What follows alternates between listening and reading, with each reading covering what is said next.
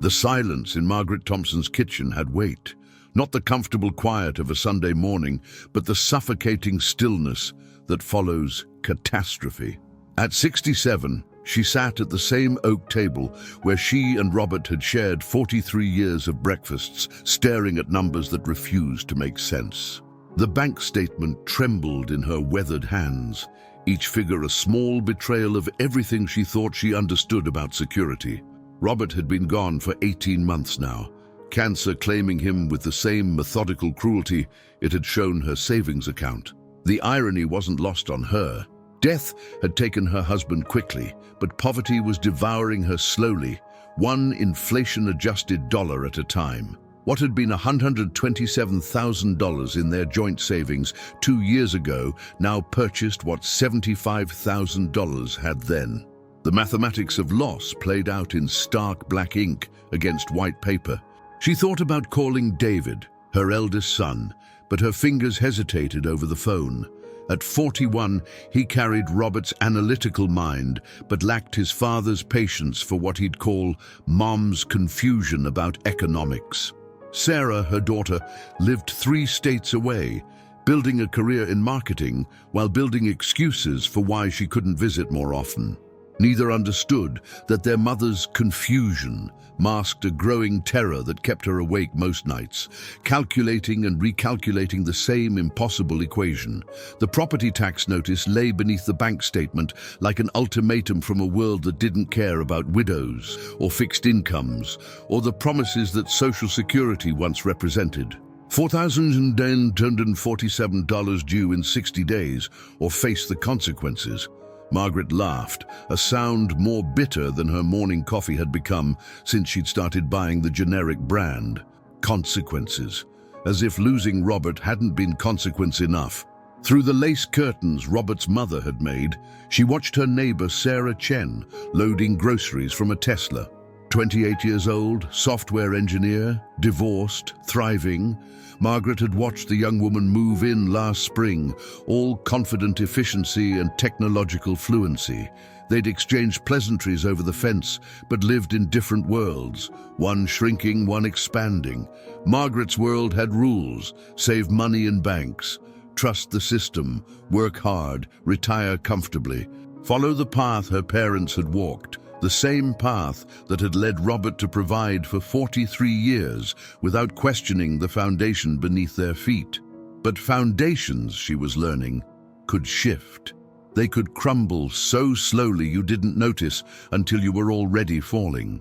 The morning light caught the dust motes floating above the table, tiny particles suspended in space, going nowhere, like her savings. Like her understanding of how a woman her age was supposed to navigate a world that seemed designed for people half her age, who spoke in acronyms and thought money lived in phones.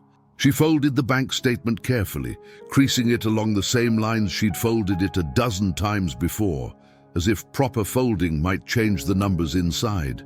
Somewhere in the house, Robert's laptop sat closed on his desk, untouched since the funeral. She'd kept meaning to learn how to use it, but there had always been something else, some more pressing grief to process. Now, staring at the property tax notice, Margaret felt something shift inside her chest. Not quite hope, but not quite despair either. Something harder, more dangerous. For the first time in 18 months, she stood up with purpose. Robert's study smelled like him still, Old Spice cologne mixed with the leather of his favorite chair, and something indefinably masculine that 18 months of emptiness hadn't erased. Margaret stood in the doorway, her hand resting on the frame, gathering courage for what felt like trespassing in her own home. The laptop sat where he'd left it, closed and patient, surrounded by the controlled chaos of a man who'd believed organization was overrated, but somehow always found what he needed. She'd avoided this room like a crime scene, letting dust settle on his coffee mug, his reading glasses, the half-finished crossword puzzle that would never see completion. But desperation had a way of making trespassers of the timid. The property tax notice crinkled in her pocket as she crossed the threshold, each step a small rebellion against the respectful distance she'd maintained from his memory. The laptop opened with surprising ease, its screen blooming to life with a soft chime that made her jump. Password required. Of course. Robert had been meticulous about security, changing passwords quarterly, keeping them written in a small notebook that lived... where?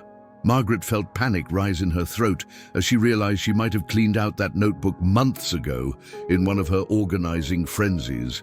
Those bursts of activity that had followed his death like small explosions of misplaced energy. She tried the obvious ones first. Their anniversary, his birthday, her maiden name, nothing. Then she remembered his habit of using street addresses and tried the house number of his childhood home. The screen unlocked, revealing a desktop wallpaper she'd never seen. A photo of them from their honeymoon in Colorado, both impossibly young and convinced that 43 years together would feel like a lifetime instead of a brief, interrupted conversation. The browser history told a story she hadn't known he was living. In the months before his diagnosis, Robert had been researching things that seemed foreign to the man who'd trusted banks without question for 4 decades. Inflation, hedge investments, currency debasement, historical examples. Bitcoin for beginners. The timestamps showed late-night sessions, 2 a.m. searches for answers to questions he'd never voiced aloud. Margaret's hands trembled as she clicked through bookmarked articles with titles that read like warnings from a future she was now inhabiting. The silent tax of inflation and why your savings account is actually losing money, and most unsettling, how the dollar lost 96% of its value since 1913. Had Robert known?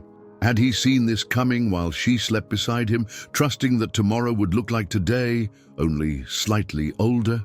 A folder labeled "For Margaret" sat in his documents, dated just 3 weeks before his diagnosis. Her breath caught.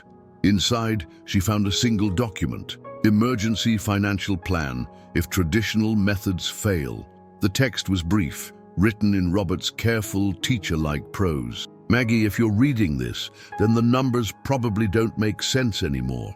The system we trusted is changing faster than we understood. I've been researching alternatives. I wish I had time to learn more and teach you properly. But if things get desperate, there are new ways to protect what we've saved. Don't let them convince you that you're too old to learn. You're smarter than you know. Below the note, a list of websites, articles, and something called a Bitcoin wallet setup guide that might as well have been written in Sanskrit for all the sense it made to her. But at the bottom, in Robert's handwriting, a phone number with Sarah Chen next door, very smart about this stuff, written beside it. Margaret stared at the screen until her eyes burned. Robert had been preparing for this, had seen it coming, had tried to build her a bridge to a shore he wouldn't live to reach with her. Outside, she heard Sarah Chen's Tesla pulling into the driveway. Sometimes the universe whispered, sometimes it shouted. Today, it was practically screaming. The knock on Sarah Chen's door felt like jumping off a cliff. Margaret stood on the porch, holding Robert's laptop like a lifeline, her rehearsed speech about neighborly computer help dissolving into nervous silence the moment the door opened. Sarah appeared in workout clothes, AirPods dangling around her neck, the kind of casual technological integration that reminded Margaret how far she'd fallen behind in a world that moved at digital speed. "Mrs. Thompson, is everything okay?" Sarah's voice carried genuine concern, not the patronizing patience Margaret had grown accustomed to from younger people who spoke to her like she might break if addressed at normal volume. Margaret's throat felt lined with sandpaper. "My husband left me some information on his computer, but I'm afraid I don't understand much of it. He mentioned you might be able to help with financial technology matters." The phrase felt foreign in her mouth, too clinical for the desperation it represented. Sarah's expression shifted to something more alert, more serious. "Come in. Let's see what we're working with." The house's interior looked like something from a magazine. Clean lines, smart displays, everything connected to everything else. Margaret felt like an analog artifact in a digital museum. They sat at Sarah's kitchen island, Robert's laptop between them like a bridge across generations. As Margaret opened the document labeled, "For Margaret," she watched Sarah's face change, the casual helpfulness deepening into something that looked like recognition, even respect. "Your husband was researching Bitcoin," Sarah said, scrolling through the bookmarked articles. "This isn't random internet browsing. This is serious research from someone who was starting to understand how monetary systems actually work." She paused, studying Margaret's face. "How much do you know about what's been happening to your savings?" Margaret felt heat rise in her cheeks. "I know that what I thought was enough isn't enough anymore. I know that the bank tells me my money is safe while it loses value every month. I know that I might lose my house because the math doesn't work anymore. And everyone acts like it's my fault for not understanding something that seems designed to be incomprehensible." Sarah was quiet for a long moment, then pulled out her phone. "Can I show you something?" She opened an app and displayed a graph that looked like a heartbeat monitor having a seizure. "This is the value of Bitcoin over the last 5 years. It's volatile, which means it goes up and down a lot. But look at this." She switched to a different time frame. "Over longer periods, it's been one of the few things that's consistently outpaced inflation." Margaret stared at the lines and numbers that meant nothing and everything. "But it's just computer money, isn't it? Not real." "Is the money in your bank account real?" Sarah asked gently. "When was the last time you held physical cash for more than a few days? Most of your money already exists only as numbers on computer screens. The difference is who controls those computers." The concept felt like trying to hold water. The harder Margaret squeezed, the more it slipped through her fingers. But something in Sarah's tone, the absence of condescension, made her want to understand rather than retreat into comfortable ignorance. "Your husband was smart," Sarah continued, pulling up more of Robert's research. "He was starting to figure out that the system that worked for your parents' generation might not work for ours, or yours." She paused. "How much time do you have before things become critical?" Margaret thought about the property tax notice, about David's inevitable lecture, about realistic expectations for retirement, about the slow-motion avalanche of her financial security. 60 days, maybe less. Sarah closed the laptop and met Margaret's eyes. "Then we need to start with the basics, and we need to start today." For the first time in 18 months, Margaret felt like someone was speaking to her instead of around her. Learning Bitcoin at 67 felt like learning to breathe underwater. Margaret sat at her kitchen table each morning at 6 a.m., Robert's laptop open, Sarah's handwritten notes spread beside her coffee cup like a foreign language she was determined to decode. Words like blockchain, private keys, and digital wallets swirled in her mind alongside grocery lists and doctor's appointments, creating a strange new vocabulary for survival. The first purchase was terrifying. $50, less than she'd spend on groceries, but somehow monumentally significant as she clicked buy on the exchange Sarah had helped her set up. The Bitcoin arrived in her digital wallet like magic, represented by a string of numbers and letters that meant everything and nothing. She stared at the screen, waiting to feel different, transformed, but she just felt like Margaret Thompson, with slightly less money in her checking account and a great deal more anxiety. The price dropped immediately, of course, 20% in 3 days. Margaret watched her $50 become $40 and felt the familiar weight of being wrong about everything.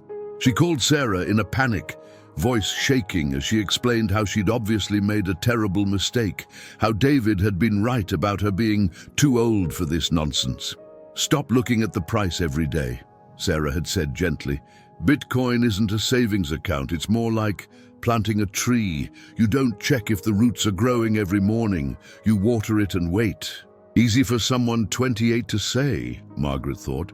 When you're 67 with 60 days to save your house, every morning feels like it might be your last chance to get things right. But something strange happened in week 3. The price recovered, then surged past her original purchase. Her $50 became $75, then $80. Margaret found herself checking the app at odd moments, while waiting for prescriptions, during commercial breaks, in the quiet spaces between one mundane task and another. The numbers became a secret heartbeat, a private indicator of possibility in a life that had felt closed to possibility.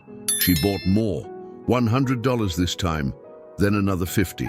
Each purchase felt like a small act of rebellion against the voice in her head that sounded increasingly like David's disapproval. When Linda Martinez, her best friend since the 70s, came for their weekly coffee, Margaret almost told her about the Bitcoin. Almost. But something held her back, the fear of seeing that familiar look of concern, the gentle suggestion that perhaps she should slow down and think things through.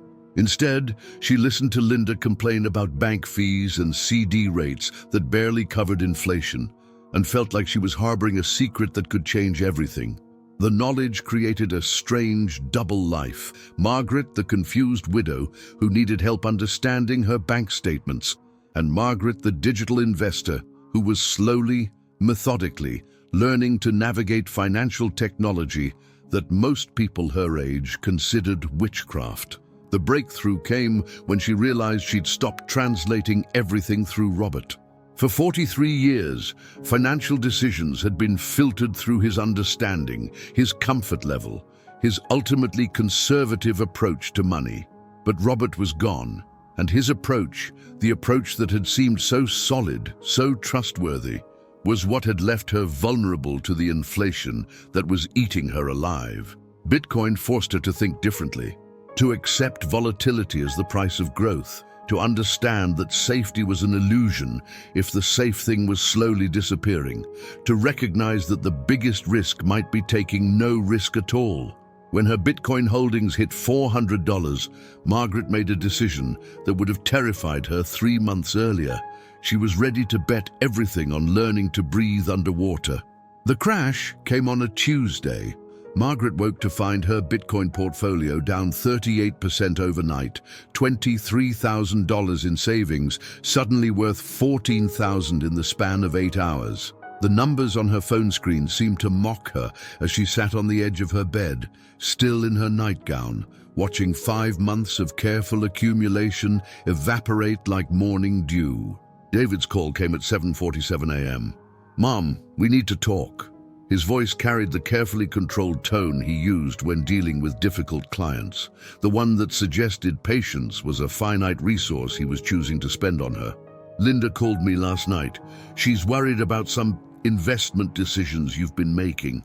Margaret's stomach dropped. Linda had noticed her distraction during their last coffee visit, had pressed about the sudden confidence in Margaret's voice when discussing finances, had finally extracted enough information to piece together what her best friend was doing with her late husband's insurance money. The betrayal felt sharper than the financial loss. "I'm coming over," David continued. "We need to discuss setting up a proper financial advisor, someone who can help you make age-appropriate decisions." Age-appropriate. The phrase landed like a slap. At 67, apparently, her decisions needed to be filtered through someone else's understanding of what was appropriate for her remaining years. She called Sarah, hands shaking as she explained the crash, David's impending visit, the growing sense that she'd made a catastrophic mistake. "This is what Bitcoin does," Sarah said calmly. "It crashes, it recovers, it crashes bigger, it recovers bigger. The question is whether you can handle the emotional roller coaster long enough to see where it goes." "But what if David's right? What if I'm just a foolish old woman playing with money I can't afford to lose?" Margaret's voice cracked on the words, giving voice to the fear that had lived beneath her newfound confidence. "Are you?" Sarah asked simply. "Foolish? Because from where I sit, you're one of the smartest people I know. You learned technology that intimidates people half your age. You understood economic concepts that most Americans never grasp. You made investment decisions based on research and careful consideration. The only thing that's changed is the price went down." When David arrived, he found Margaret at her kitchen table with spreadsheets printed out, her laptop open, prepared like she was defending a doctoral thesis rather than explaining her financial choices. He sat across from her with the expression of someone prepared to be patient with an unreasonable child. "Mom, Linda told me you've put Dad's insurance money into Bitcoin. Please tell me this isn't true." His voice carried the same tone he'd used when she'd mentioned taking up skydiving at 65, amused tolerance for a phase that would pass. "It's true," Margaret said quietly. "And I can explain why." For the next hour, she walked him through Robert's research, her own learning process, the mathematical reality of inflation versus the growth potential of digital assets. She showed him her careful tracking, her risk management, her understanding of volatility and long-term trends. She explained the difference between speculation and strategic allocation, between gambling and calculated risk. David listened with growing discomfort, his prepared lecture about fiscal responsibility colliding with the evidence that his mother had become more financially sophisticated than he was. When she finished, the silence stretched between them like a challenge. "Mom," he said finally, "you could lose everything." Margaret met his eyes with something he'd never seen there before, not defiance, but certainty. "David, I was already losing everything, just slowly enough that nobody noticed." The next morning, Bitcoin began its recovery. But something had changed in Margaret that had nothing to do with price movements. She was no longer asking for permission to save herself. 1 year later, Margaret Thompson sat in the same kitchen chair where she'd first opened that devastating bank statement. But everything had changed. The property taxes were paid 6 months early. The house was not only secure, but had been renovated with new windows that actually kept the heat in. Most importantly, the woman sitting in that chair bore little resemblance to the frightened widow who had once contemplated selling everything and moving to a retirement community. Her Bitcoin portfolio had grown to nearly $80,000, not through luck or speculation, but through the methodical approach she'd learned from Sarah and refined through a year of market volatility that would have broken her old understanding of money. She'd weathered 3 major crashes, each one teaching her something new about patience, conviction, and the difference between temporary price movements and long-term value creation. David had eventually come around, though it took him seeing her quarterly statements to admit that his mother had outperformed his own traditional investment advisor by a significant margin. Sarah had become more than a mentor. She'd become the daughter Margaret had always hoped to have intellectual conversations with, someone who challenged her to keep learning rather than accepting the limitations others imposed on her age. But the real transformation wasn't financial. At 68, Margaret had discovered that the brain she'd thought was too old for new technology was actually hungry for it. She'd moved beyond Bitcoin into understanding blockchain applications, smart contracts, decentralized finance protocols that most people her age, and many people younger, found incomprehensible. She'd become the student she'd always encouraged her high school pupils to be: curious, fearless, willing to be wrong in service of eventually being right. The kitchen table that had once held notices of financial doom now served as command central for something she'd never expected to become: a teacher again. 3 mornings a week, women from her church, her book club, her neighborhood, came to learn what Margaret had learned, not just about Bitcoin, but about refusing to accept financial helplessness as an inevitable part of aging. Linda Martinez had been her first student, approaching sheepishly 6 months after the intervention that had nearly cost them their friendship. "I've been watching my savings disappear just like you said," Linda had admitted. "Maybe you could teach me what you learned." Now Linda's small Bitcoin position had grown enough to cover her prescription costs without dipping into Social Security. Eleanor Wright, 73 and recently widowed herself, had driven 40 minutes to attend Margaret's informal classes. Joan Stevens, whose pension had been cut by her former employer's bankruptcy, brought notebooks and asked questions that reminded Margaret why she'd loved teaching.